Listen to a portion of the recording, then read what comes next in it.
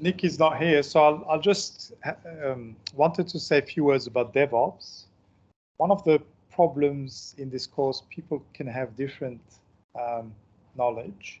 So we try to bring everybody to the same level, like with microservices, some may know them, some may not. And same with DevOps, some might be familiar. So I just thought in preparation for next week, just to kind of give you a quick introduction to DevOps. I'll start the DevOps quickly and then we'll do that.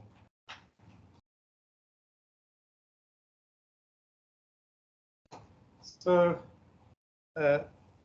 you all know about the traditional development cycle. We have Agile, and these Agile methods solve some problems and create some new problems. And that's where DevOps comes, but DevOps itself is a word for many different things. So what happens with today's software is it gets frequently updated, it's released quickly, it gets updated quickly. So the problem is, as it gets updated, we have systems that can stop for a while, and that used to be the problem years ago, and there are some well-known examples like the New York Stock Exchange waiting for hours while the system gets updated. And if you are now very familiar with the Agile methods where you require, you design, you build, you test, and you do that incrementally. But the reason why Agile works is you are constantly in contact with the customer, you get the requirement, you build your system through prototype, you validate your prototype. But once the system is ready, it has to be deployed, then you hand over the code to the operation team. The operation team then has to deploy the system. So what happens now is you have two cycles that are running concurrently. You have the software development team that does the plan, implement, build, integrate, and the software. And then once it's ready, they throw to another team, the operations team, and the operations team will do the deploy, test, and normally in a typical work environment, there is a staging environment. So they don't deploy straight away into the production environment, so they will do it on the staging environment and the deploy.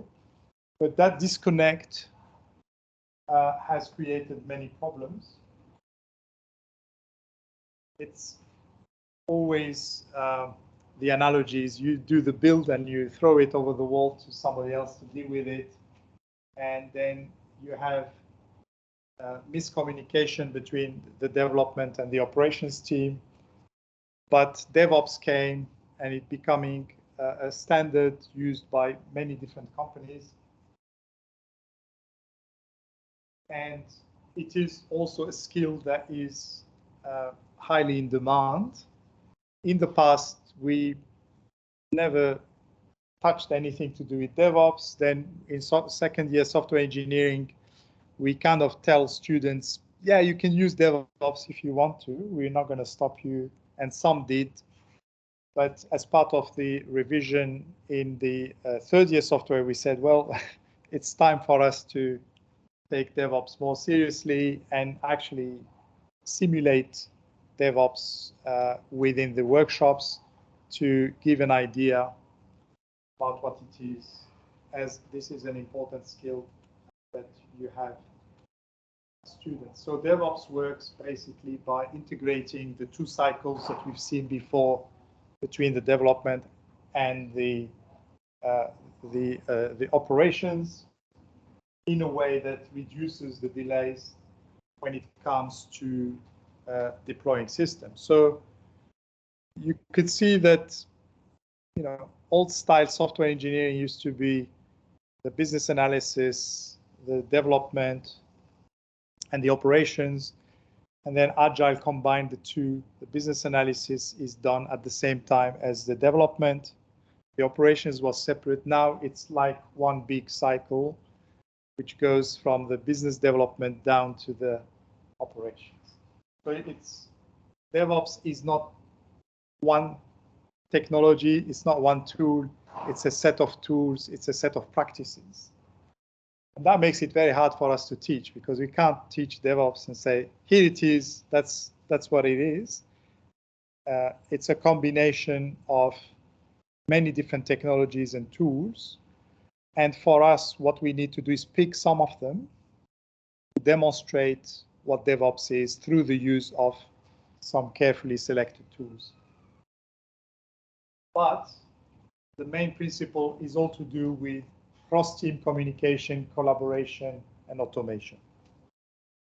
Trying to automate as much as possible the process of deploying software. So it's not a technology, it's not software, it's not service. It's a buzzword which represent the embedding of the two loops, the dev loop and the operations loops. And this is a famous diagram by Atlassian, because the whole business model of Atlassian is that they produce tools that can facilitate DevOps. And that's one of the reasons we use the Atlassian tools. And Atlassian, there's many different tools, and we pick some tools to, again, provide you with the experience of working in a DevOps environment where teams can do agile methods, which we assume by now you know very well, but then added to the deployment, the business of creating the software is how you're going to release it, how you're going to deploy it, how you're going to test it, and that process has to be automated as much as possible. In this case, you're not responsible for it 100%. We kind of provide you an environment where you have to learn how to use the environment, but at the same time, you are also giving feedback and giving advice, giving suggestions on how to improve this environment. So you're not just consuming and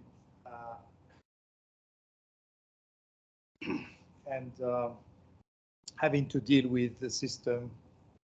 So the DevOps lifecycle has many different things, from the planning, the development and testing, the integration and development, deployment, continuous monitoring, operations, and feedback. And for all of these, there are tools, there are various methods.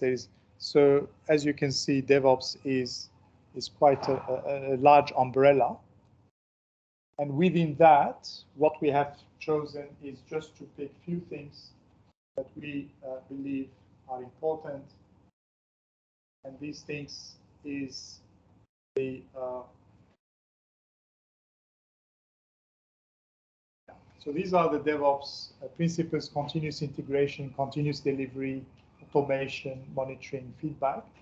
And we've picked the first two, the continuous integration, continuous deployment, delivery and deployment.